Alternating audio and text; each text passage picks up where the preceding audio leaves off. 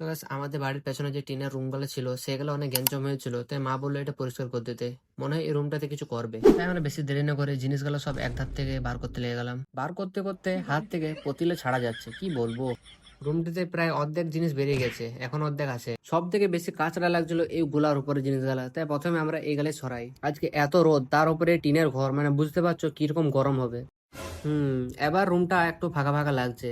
এত গ্যাঞ্জাম ছিল, মানে কি বলবো। সব নোংরা বেরিয়ে যাওয়ার পর এবারে পালাই পেঁয়াজ গালা তো কাপড়ের মতো ঝুলিয়ে রেখেছে। কার যে বুদ্ধি গেলা, এগুলো সরানোর আগে আমাকে একটু রেস্ট করতে হবে। এত গরমে আমি আর পাচ্ছি না, তাই প্রথমে আমি একটু হাওয়াতে গেলাম, তারপর একটু ফ্যানের হাওয়াতে বসে আবার চলে এলাম কাজে।